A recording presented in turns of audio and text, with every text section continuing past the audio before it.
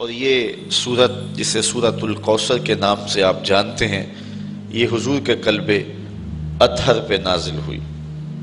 ارشاد ہوا انا اعطیناک الکوثر، محبوب ہم نے آپ کو کوثر عطا کیا۔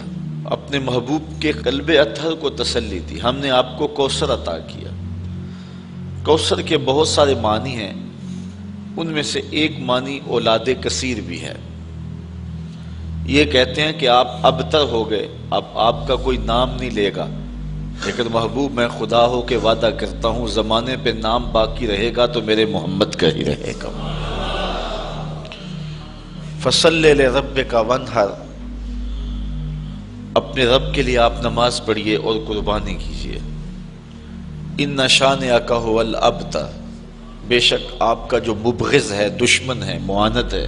آس بن وائل کی اولاد تلاش کرنے نکل جائیں تو آپ کو آس بن وائل کی اولاد نہیں ملے گی۔ گو حضور علیہ السلام کے بیٹے اولاد نرینہ حضور کی حیات ظاہریہ میں ہی انتقال کر گئے، لیکن حضور کی نسل حضور کی بیٹی کی طرف چلی۔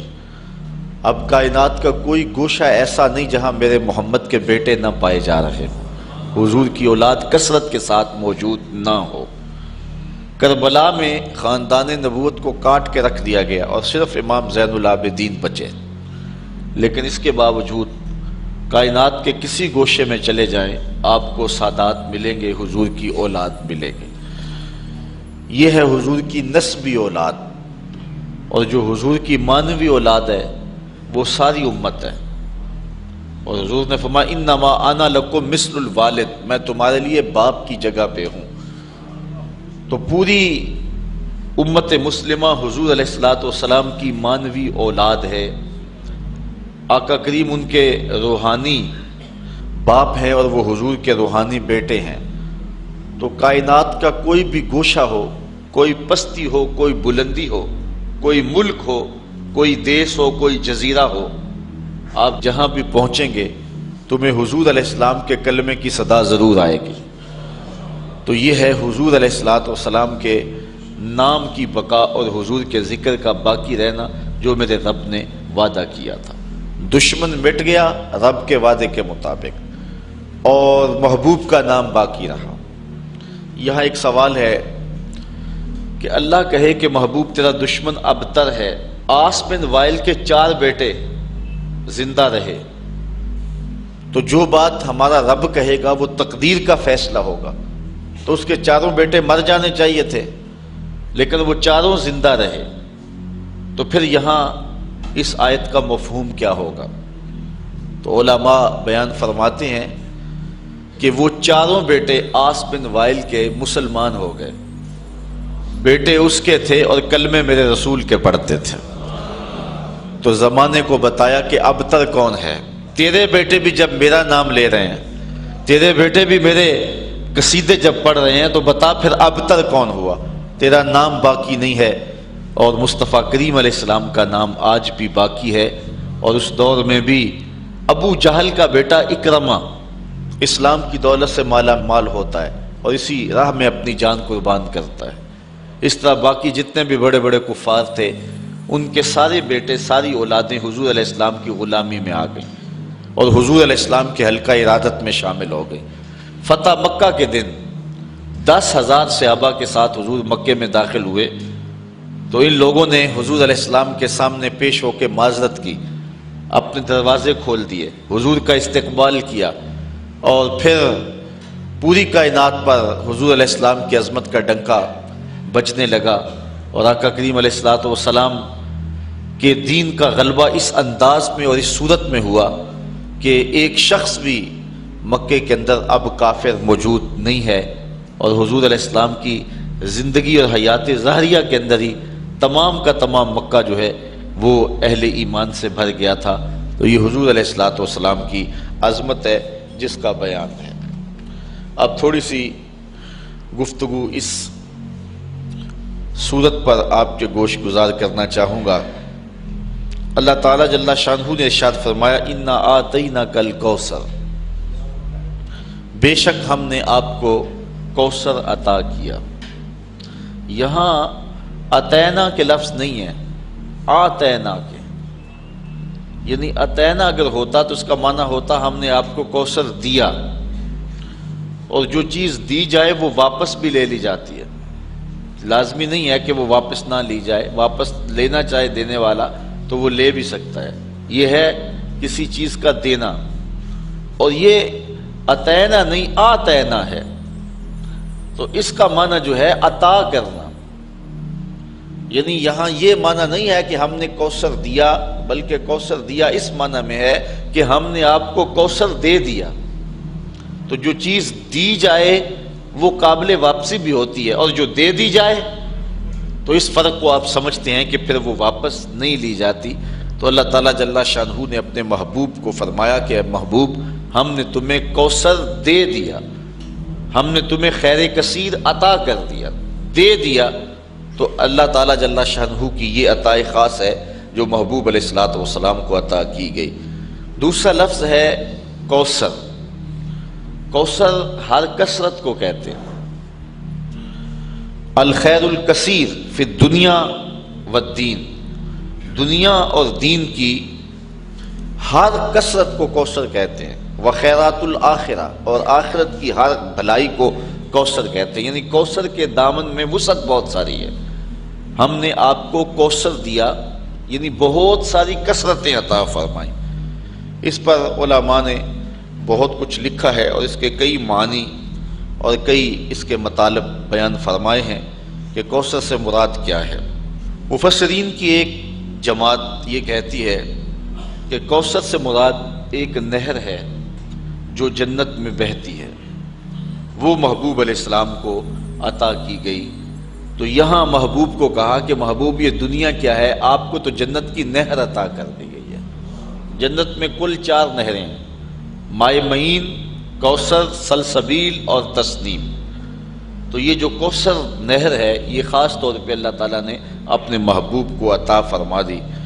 حضرت انس رضی اللہ تعالیٰ عنہ سے روایت ہے، حضور نبی رحمت صلی اللہ علیہ وآلہ وسلم نے ارشاد فرمایا کہ جنت میں ایک نہر ہے جس کا نام کوثر ہے، اس کے جو کنارے ہیں وہ سونے اور چاندی کے ہیں، اور اس کے نیچے جو زمین ہے وہ موتیوں، ہیروں اور جواہرات کی ہے، اور اس کی مٹی کستوری کی ہے۔ اور حضور نے یہ بھی ارشاد فرمایا کہ اس کا جو پانی ہے وہ دودھ سے زیادہ سفید ہے، شہد سے زیادہ میٹھا ہے، اور برف سے زیادہ شفاف اور ٹھنڈا ہے، اور اس میں بختی اونٹوں کی گردنوں کے برابر گردنیں رکھنے والے جانور ہیں جو اس نہر کے اندر جو ہیں وہ تیرتے ہیں۔ ایک روایت میں ہے حضرت عمر رضی اللہ تعالی عنہ نے جب حضور سے اس کوثر کا تذکرہ سنا جس کے بارے میں حضور نے فرمایا کہ یہ خاص نہر اللہ نے مجھے عطا کی ہے، تو حضور نے فرمایا اس کا پانی شہد سے زیادہ میٹھا ہے، برف سے زیادہ ٹھنڈا ہے، اور دودھ سے زیادہ سفید ہے، اور اس کی تہ میں کستوری بچھی ہوئی ہے، اس کے سونے اور چاندی کے کنارے ہیں، اور اس میں بختی اونٹوں کی گردنوں کے برابر جانور ہیں۔ تو حضرت عمر رضی اللہ تعالیٰ عنہ نے عرض کی حضور پھر تو جب انہیں دیکھیں گے تو لطف ہی آ جائے گا۔ تو حضور علیہ السلام نے فرمایا اے عمر جب ان کو کھاؤ گے تو لطف اور زیادہ آئے گا۔ وہ خاص نہر ہے جو کوثر کی اللہ تعالیٰ نے اپنے محبوب کو عطا فرمائی ہے۔ ایک قول یہ ہے، اور دوسرا قول یہ ہے کہ اس سے مراد حوض کوثر ہے جو اللہ تعالیٰ نے اپنے محبوب علیہ السلام کو عطا فرمایا ہے، اور وہ میدان محشر میں ایک بہت بڑا حوض ہوگا جس سے حضور علیہ السلام کے غلام پانی پئیں گے، اور فرمایا کہ اس کے اوپر جو پیالے رکھے ہیں وہ ستاروں کی تعداد کے برابر ہیں۔ اور حضرت امام قرطبی نے الجامعہ لاحکام القرآن میں لکھا ہے کہ حوض کوثر کے چاروں کونوں پر چاروں صحابی تشریف فرما ہوں گے، اور جن کے سینے میں ان میں سے کسی ایک کے لیے بھی بغض ہوا اس کو کوثر کا جام نصیب نہیں ہوگا۔ جس کو کوثر کا جام نصیب ہو گیا 50,000 سال کا دن ہے جس نے ایک جام بھی پی لیا اس کو پورا دن یعنی 50,000 سال پیاس ہی نہیں لگے گی۔ یہ حوض کوثر کے پانی کی صورت ہے جو اللہ تعالیٰ نے حضور کو عطا فرمایا ہوا ہے۔ ہم تو سحری کا کھانا کھائیں تو 10-11 بجے جب دھوپ چمکتی ہے تو جتنا ٹھنڈا اور جتنا میٹھا پانی بھی پیا ہوا ہو تو اس کے بعد گلا خشک ہونے لگتا ہے، لیکن یہ کوثر کے پانی کا خاص جو ہے وہ اثر ہوگا کہ جس نے ایک جام پی لیا 50,000 سال کا دن ہوگا، اس کو دوبارہ پیاس نہیں لگے گی، اس کی یہ تاثیر ہوگی۔ تو قول ثانی یہ ہے کہ کوثر سے مراد حوض کوثر ہے۔ ایک قول کہ وہ نہر ہے اور دوسرا ہے کہ حوض کوثر ہے۔ تیسرا قول جس کو مفسرین نے امام فخر الدین رازی نے بیان فرمایا، الکوثر اولادہ، وہ جو قول میں نے پہلے پیش کیا کہ کوثر سے مراد اولاد ہے، کہ انہوں نے اے محبوب آپ کو ابتر ہونے کا طعنہ دیا ہے، جتنی کثرت کے ساتھ تیری اولاد ہوگی محبوب کسی کی ہوگی ہی نہیں۔ زمانے کے اوپر جس قدر تیری اولاد کا پھیلاؤ ہوگا اس قدر کسی اور کی اولاد نہیں ہوگی۔ چوتھا قول کوثر سے مراد جو بیان کیا گیا ہے وہ ہے علماء امت ہی، حضور علیہ الصلوۃ والسلام کی امت کے علماء، یہ کوثر سے مراد ہے۔ اللہ تعالیٰ نے اپنے محبوب علیہ الصلوۃ والسلام کے پیغام کو جاری رکھنے کے لیے جلیل القدر ہر دور میں علماء دیے جنہوں نے دین کے کام کو آگے بڑھایا۔ پچھلے نبیوں کے کام کو آگے بڑھانے کے لیے ان کے صحابی اور ان کے علماء ایک وقت تک کام کرتے رہے، لیکن اس کے بعد ان کے اندر دنیا داری ایسی آ گئی کہ بس انہوں نے ان کے پیغام کو جو ہے وہ مسخ کر کے رکھ دیا، اور حتیٰ کہ ان کا پیغام اس کو ملیا میٹ کر دیا۔ پھر نئی کتاب کی اور نئے نبی کی ضرورت آئی تو نئی کتاب آئی اور نیا نبی آیا اور شریعت لے کر کے آیا اور لوگوں کو اس نے پیغام حق دیا۔ لیکن حضور علیہ الصلوۃ والسلام کی امت میں ایسے ایسے علماء ہوئے ہیں کہ جنہوں نے اتنا زیادہ کام کیا ہے کہ عقل حیران ہو جاتی ہے۔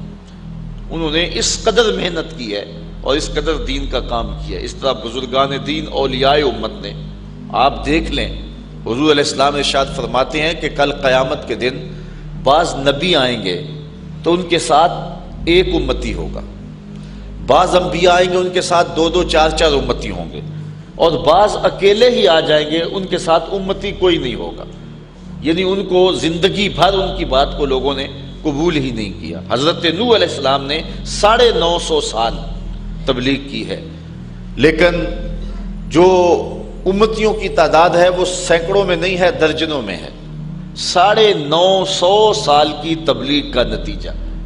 لیکن حضور علیہ الصلوۃ والسلام فرماتے ہیں میں قیامت کے دن کثرت امت کی وجہ سے نبیوں میں فخر کروں گا کہ جتنی امت اللہ تعالیٰ نے مجھے عطا کی ہے کسی نبی کی، کسی پیغمبر اور کسی رسول کی اتنی امت نہیں ہے۔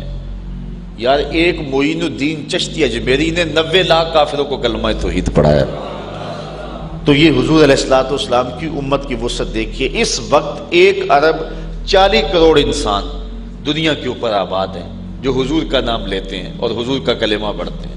1 ارب 40 کروڑ انسان، ہر چوتھا شخص اس وقت پوری دنیا کے اوپر مسلمان ہے، جبکہ یہ امت کے زوال کا دور ہے۔ اس وقت ہم ہر لحاظ سے جو ہے وہ دبے ہوئے اور غیروں کے دستے نگر ہیں، لیکن اس کے باوجود ہر چوتھا شخص دنیا کے اوپر جو ہے وہ مسلمان ہے، حضور کا غلام ہے۔ تو جب غلبہ آئے گا اور وہ دور آئے گا کہ حضور علیہ الصلوۃ والسلام کے دین کو اتنی طاقت اور غلبہ ملے گا کہ پوری کائنات کے اندر ایک بھی کافر نہیں ہوگا۔ پوری کائنات کے اندر جو ہے وہ حضرت امام مہدی جب آئیں گے، حضرت عیسیٰ آئیں گے، پھر اسلام کا اتنا غلبہ ہوگا کہ پوری کائنات کے اندر جو ہے وہ کوئی ایک بھی کافر نہیں ہوگا۔ جدھر نظر اٹھائیں گے حضور کے سچے غلام ہی نظر آئیں گے آپ کو۔ وہ وقت بھی اللہ تعالیٰ نصیب فرمائے گا۔ تو 14 صدیوں سے یہ سلسلہ آ رہا ہے اور قیامت تک جاری رہے گا۔ تو حضور فرمایا میں کل قیامت کے دن کثرت امت کی وجہ سے نبیوں پر فخر فرماؤں گا۔ تو اس امت کے علماء نے غزالی اور رازی جیسے لوگ، امام احمد بن حنبل جیسے، امام اعظم ابو حنیفہ جیسے، امام شافعی، امام مالک، امام بخاری، امام مسلم، امام ترمذی جیسے لوگوں نے آ کر کے اس دین کے کام کو آگے بڑھایا۔ تو کوثر سے مراد جو ہے وہ علماء امت ہیں جو حضور علیہ الصلوۃ والسلام کو عطا کیے گئے، اور اتنے علماء کثرت کے ساتھ کسی اور نبی کو نہیں عطا کیے گئے۔ اس لیے علماء حضور کے دین کے کام کو آگے بڑھاتے ہیں۔ کافروں نے کہا تھا بیٹا فوت ہو گیا تو اب یہ کام رک جائے گا، اللہ تعالیٰ فرمایا محبوب ہم نے تمہیں کوثر دیا، یعنی ہم نے تیری امت کے لیے علماء کا انتخاب کیا، اور وہ علماء ایک ایک شخص اٹھے گا اور دین کے جھنڈے کو اٹھائے گا اور پوری دنیا کے اوپر دین کو غالب کر دے گا۔ تو یہ چوتھا قول ہے۔ پانچواں قول، الکوثر هو النبوہ، کوثر سے مراد نبوت ہے جو حضور علیہ السلام کو عطا کی گئی۔ گو باقی نبیوں کو بھی یہ نبوت عطا فرمائی گئی ہے، لیکن حضور علیہ الصلوۃ والسلام کی نبوت اور حضور علیہ الصلوۃ والسلام کی جو رسالت ہے وہ باقیوں سے ممتاز ہے۔ باقی نبیوں کو بھی معجزات دیے گئے ہیں، لیکن حضور علیہ السلام کو جو معجزات دیے گئے ہیں وہ باقیوں سے ممتاز ہیں۔ اس پر ایک لمبی بحث ہے جو امام رازی نے فرمائی ہے۔ انبیاء علیہ السلام کے درجات کا ذکر کیا ہے، پھر حضور کے مرتبے کا ذکر کیا ہے۔ سب کو درجے دیے گئے ہیں، نبوت کے کمالات دیے گئے ہیں، لیکن جو نبوت حضور کو اور جو کمالات حضور کو دیے گئے ہیں وہ حضور کو ہی دیے گئے ہیں۔ تلک الرسل فضلنا بعضهم علی بعض منہم من کلم اللہ ورفع بعضهم درجات۔ اللہ تعالیٰ ارشاد فرماتا ہے یہ رسول ہیں جن کو ہم نے ایک دوسروں پر فضیلت دی ہوئی ہے، ان میں سے کوئی ایسا ہے جس سے رب نے کلام کیا، اور ان میں سے کوئی ایسا بھی ہے کہ جو درجوں میں سب سے فضیلت اور بلندی پا گیا، اور اس سے مراد میرے اور آپ کے آقا مولا حضور نبی رحمت صلی اللہ علیہ وآلہ وسلم ہے۔ حضور وہاں تک گئے اور وہ بلندیاں حضور کو نصیب ہوئیں جو کسی اور کا مقسوم نہیں ہے۔ کوئی فلک تے رہ یار گیا، کوئی جا سدرا تے ہار گیا، ایک کالیاں زلفاں والا سی جڑا عرش تو بھی لنگ پار گیا۔ جو حضور کو کمالات دیے گئے ہیں، حضور کو جو رفعتیں دی گئی ہیں وہ کسی اور کو نصیب نہیں ہوئی۔ تو یہاں سے نبوت مراد ہے، اور پھر حضور کو وہ جو کمالات دیے گئے ہیں نبوت کے وہ حضور علیہ السلام کے علاوہ کسی اور کو نصیب نہیں ہوئے۔ چھٹا قول جو امام فخر الدین رازی نے بیان کیا ہے وہ فرماتے ہیں الکوثر هو القرآن، کوثر سے مراد قرآن ہے، اور قرآن کی فضیلت حصر اور شمار میں نہیں آتی۔ یعنی اللہ تعالیٰ نے اپنے محبوب کو جو خیر کثیر عطا فرمائی ان میں سے ایک چیز جو ہے وہ قرآن ہے، اور قرآن کے فضائل اتنے ہیں کہ جن کو آپ شمار میں نہیں لا سکتے۔ باقی نبیوں کو بھی معجزات دیے گئے ہیں، لیکن ان کے معجزات ان کے ساتھ ہی چلے گئے، جب وہ اس دنیا سے گئے تو معجزات بھی ساتھ لے گئے۔ اور حضور کا سب سے بڑا معجزہ قرآن ہے۔ حضور 14 صدیاں بیت گئے اس دنیا سے پردہ فرما گئے ہوئے ہیں، لیکن حضور کا زندہ معجزہ آج بھی ہمارے پاس اصلی حالت میں موجود ہے، اور آج بھی ہم سر پہ اٹھا کے سینے پہ لگا کے اپنے پیغمبر کی صداقت کی گواہی دے سکتے ہیں۔ ساتواں قول حضرت امام رازی نے یہ بیان کیا الکوثر الاسلام، کوثر سے مراد جو ہے وہ اسلام ہے، اس لیے کہ دنیا اور آخرت کی بھلائیاں اسلام سے حاصل ہوتی ہیں۔ اسلام نہیں ہے تو دنیا کے اندر بھی خیر نہیں ملتا اور آخرت میں بھی بھلائی نصیب نہیں ہوتی۔ تو اللہ تعالیٰ نے اپنے محبوب کو جو فرمایا کہ ہم نے تمہیں کوثر عطا کیا، تو اس کا مطلب ہے ہم نے آپ کو خیر کثیر عطا فرمایا۔ آٹھواں قول الکوثر کثرت الاتباع والاشیاء، یہ وہی بات ہے جو علماء کے زمرے میں آپ کی گوش گزار کر دی کہ حضور کے ماننے والوں کی کثرت ہے، یعنی باقی لوگوں کو یہ کثرت نہیں دی گئی جو حضور کو دی گئی ہے۔ میں نے حضرت نوح علیہ السلام کا ذکر کیا ہے کہ انہوں نے 950 سال تبلیغ فرمائی ہے، یہ ان کی عمر تبلیغ ہے، ویسے ان کی زندگی زیادہ ہے لیکن عمر تبلیغ 950 سال ہے، لیکن صرف درجنوں لوگ اسلام لائے۔ حضور کی کل ظاہری حیات 63 برس ہے، 40 سال تک اعلان نبوت ہی نہیں کیا، باقی 23 سال حضور نے کام کیا ہے۔ ان 23 سالوں کے اندر پہلے جو 13 سال مکی ہیں انتہائی کٹھن حالات میں گزرے۔ مدینے میں چلے گئے تو پہلے جنگوں میں الجھا دیا گیا، اس کے بعد کچھ سال موقع ملا، چلو آپ پورے 23 سال شمار کر لیں۔ تو ان 23 سالوں کے اندر حجۃ الوداع کے موقع پہ جو لوگ حضور علیہ السلام کے سامنے کھڑے تھے، حج کرنے کے لیے آئے تھے، ان کی تعداد 1,44,000 تھی۔ یہ صرف 23 سال کا نتیجہ، جو گھروں میں ہے سارے حج پہ نہیں آئے۔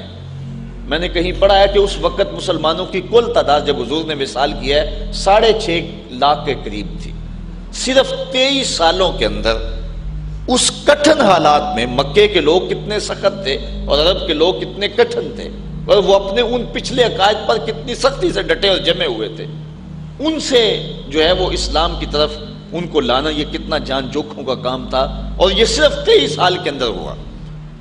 کوئی جو ہے وہ سپورٹ نہیں تھی۔ اللہ تعالیٰ نے اپنے محبوب کو جو یتیم پیدا کیا ہے تو اس کی حکمتوں میں سے علماء نے یہ بیان کیا کہ کل کوئی یہ نہ کہے کہ انہیں خاندانی سپورٹ ہوئی اور مالی سپورٹ ہوئی تب یہ کام کر گئے، یہ دیکھو پیدا ہوتے باپ بھی نہیں ہے۔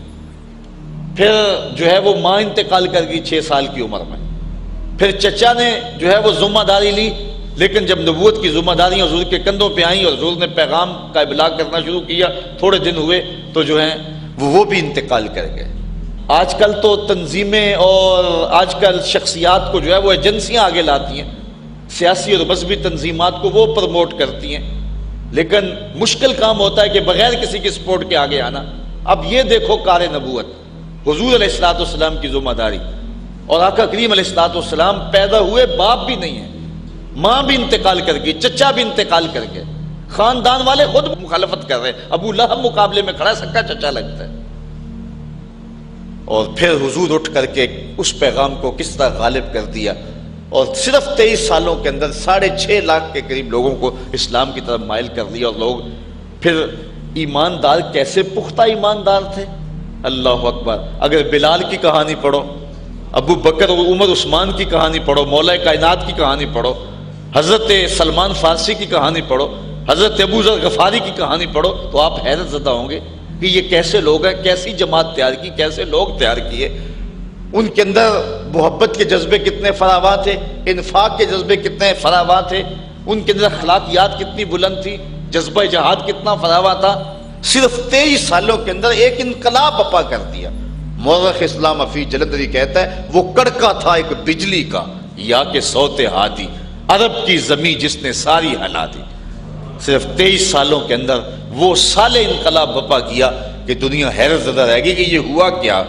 ایک عرب نے آدمی کا بول بالا کر دیا، خاک کے ذروں کو ہم دوش سریا کر دیا۔ تو یہ حضور کا کام تھا جو مختصر عرصے میں حضور نے کیا۔ تو کوثر سے مراد کثرت متبعین ہیں جو حضور علیہ الصلوۃ والسلام کی اتباع کرنے والے ہیں۔ 9واں قول علماء بیان فرماتے ہیں الفضائل الکثیر اللاتی فیہ، کہ حضور علیہ الصلوۃ والسلام کے کثرت کے ساتھ فضائل ہیں۔ ان میں سے ایک یہ کہ حضور کی امت جو ہے وہ تمام نبیوں کی امتوں سے افضل ہے، اور حضور تمام نبیوں سے افضل ہیں، اور حضور علیہ الصلوۃ والسلام کو اللہ تعالیٰ نے جو سب سے افضل کتاب ہے قرآن مجید وہ عطا فرمائی، یعنی حضور علیہ السلام کو ہر شے فضیلت والی عطا کی۔ کتاب دی تو وہ کتابوں سے افضل، امت دی تو وہ امتوں سے افضل۔ کوثر سے مراد ایک قول امام راضی یہ بیان کرتے ہیں الکوثر رفعت الذکر، کوثر سے مراد ذکر کی رفعت ہے، یعنی کائنات پہ جتنا ذکر میرے رسول کا ہوا کسی اور کا ہوا ہی نہیں ہے۔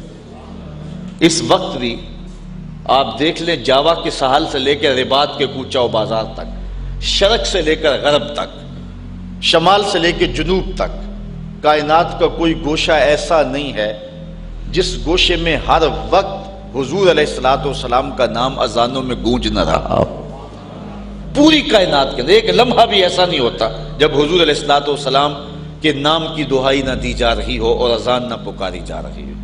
پھر جو درود شریف پڑھنے والے لوگ ہیں، حضور کا ذکر کرنے والے لوگ ہیں، یہ یہاں ہزاروں کی تعداد میں ہم لوگ بیٹھ کر کے حضور کا ذکر کر رہے ہیں، تو صرف سیالکوٹ میں ہی اس کے علاوہ اس وقت کتنے لوگ ہوں گے کہ جو حضور علیہ السلام کے ذکر میں مجالس سجائے بیٹھے ہوئے ہوں گے، دروس قرآن میں حضور کا تذکرہ کر رہے ہوں گے۔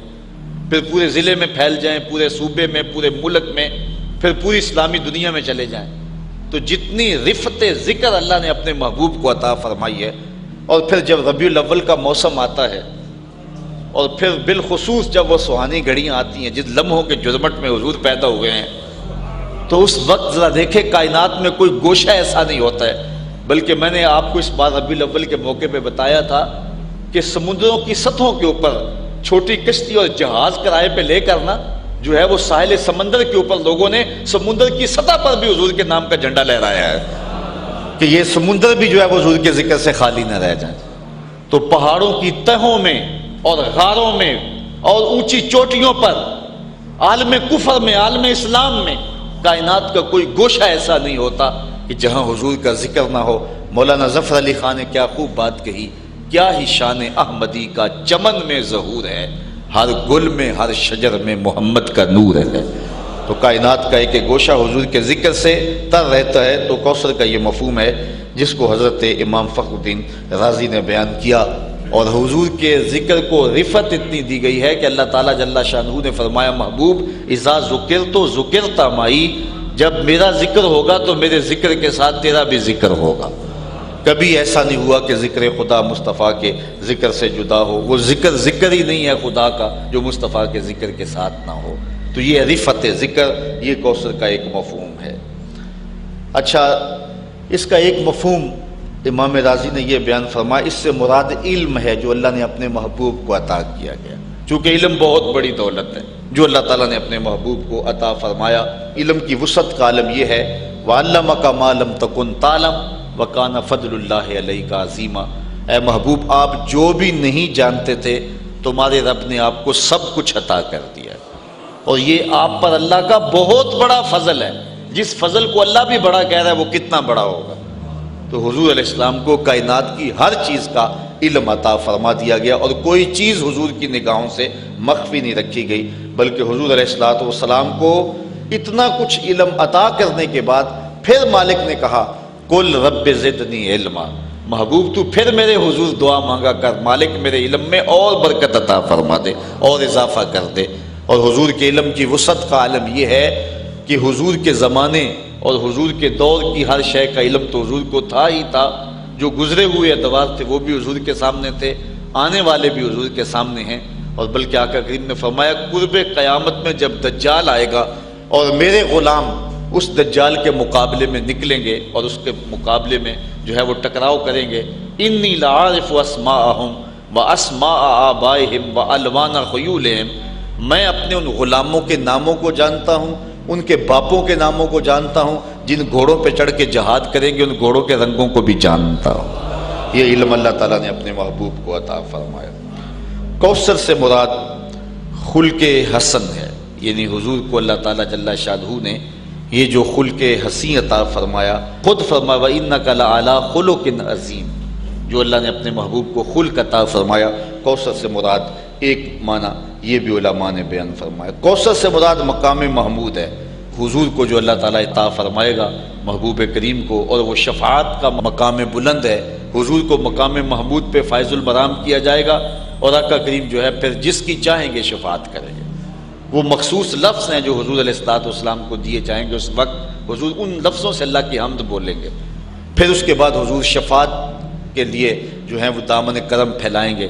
اور حضور کو اللہ تعالیٰ نے یہ اختیار دیا ہے، کہا میرے اللہ نے مجھے اختیار دیا ہے، چاہے جو ہے وہ آدھی امت بغیر حساب کے بخشوا لوں اور چاہے حق شفاعت لے لوں۔ حضور فرماتے ہیں کہ میں نے آدھی امت والا سودا نہیں کیا، میں نے حق شفاعت لے لیا ہے۔ مطلب کیا؟ میں شفاعت کر کے ساری امت کی نجات کی ضمانت بنوں گا۔ تو یہ شانیں ہیں جو اللہ تعالیٰ جل شانہ نے اپنے محبوب کو عطا فرمائی ہیں۔ حضرت سعید بن جبیر رضی اللہ تعالیٰ عنہ جلیل القدر سے آبی ہے، تو کسی نے کہا کہ کوثر سے مراد نہر ہے، کسی نے کہا حوض ہے، کسی نے کہا علم ہے، اور کسی نے کہا اس سے حضور کے اخلاق کریمہ ہیں، کسی نے کہا حضور علیہ السلام کے اخلاق حسنہ ہیں۔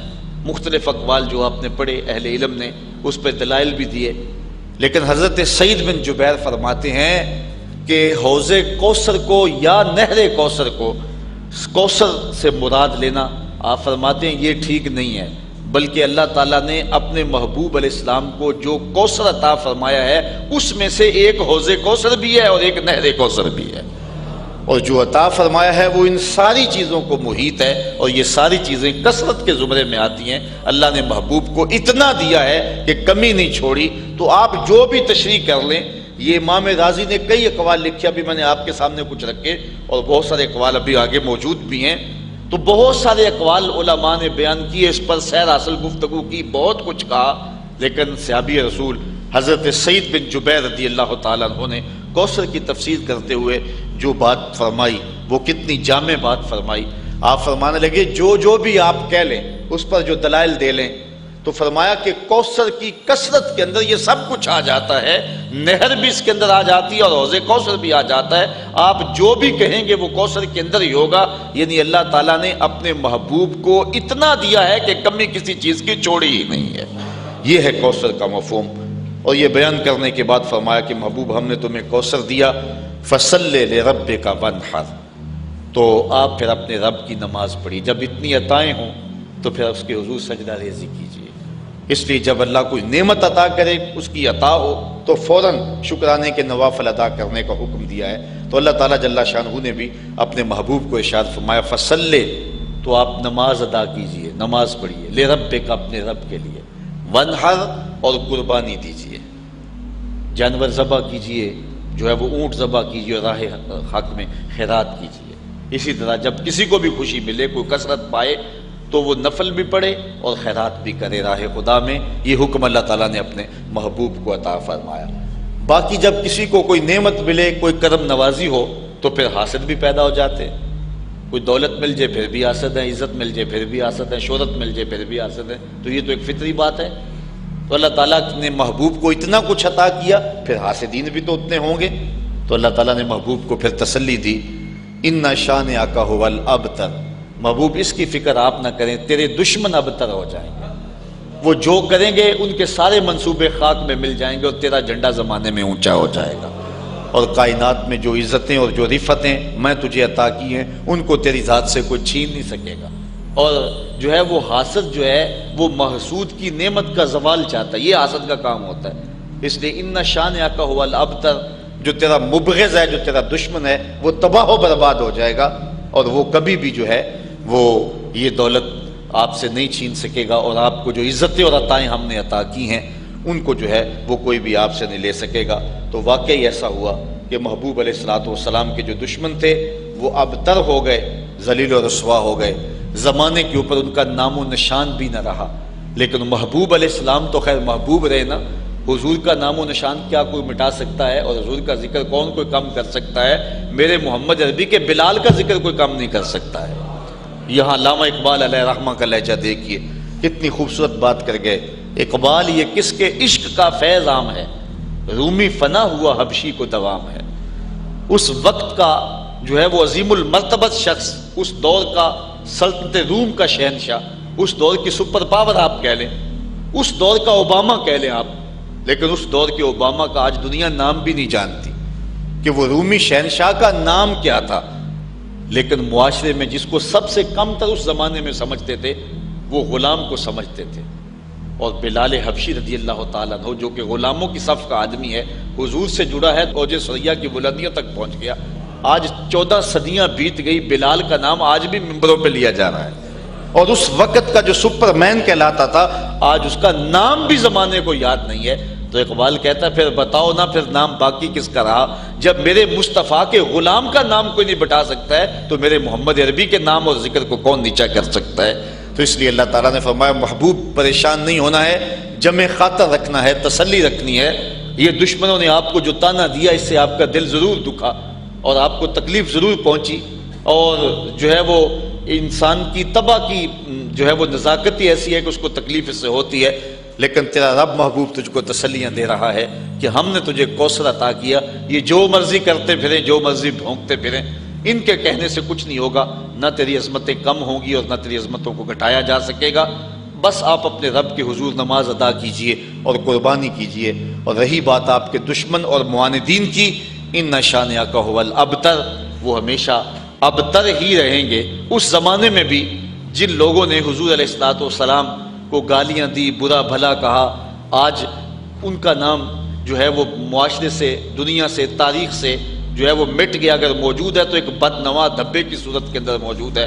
اس طرح وہ بد نصیب جو اس دور میں حضور نبی رحمت صلی اللہ علیہ وسلم کی توہین کرتے ہیں، یہ بھی دنیا کے اوپر رسوائی اور ذلت کی زندگی اب بھی گزار رہے ہیں. سلمان رشدی نے کہا تھا کہ میری زندگی بھی کوئی زندگی ہے کہ جو ہے وہ روشن دان پر چڑیا بھی پر مارے تو میں جو ہے وہ خوف زدہ ہو جاتا ہوں کہ کوئی شخص جو ہے وہ میری جان لینے کے لیے آ گیا ہے، نہ میں آزادی سے گھوم سکتا ہوں اور نہ جو ہے وہ میں اپنے گھر کے اندر اپنے آپ کو محفوظ سمجھتا ہوں۔ تو جس شخص نے جو حضور علیہ الصلوۃ والسلام کی توہین کی، اس کی زندگی تنگ کر دی گئی اور دنیا کے اوپر بھی رسوا کر دیا گیا، ابھی آخرت کی رسوائی باقی ہے۔ تو اس لیے حضور کے معاندین، حضور کے دشمن مٹا دیے جائیں گے، ان کا تشخص ختم کر دیا جائے گا۔ اور جہاں تک حضور کا نام ہے، اعلی حضرت کا یہ شعر کتنا آفاقی ہے۔ آپ فرماتے ہیں کہ رہے گا ان کا چرچا یوں ہی رہے گا، پڑے خاک ہو جائیں جل جانے والے۔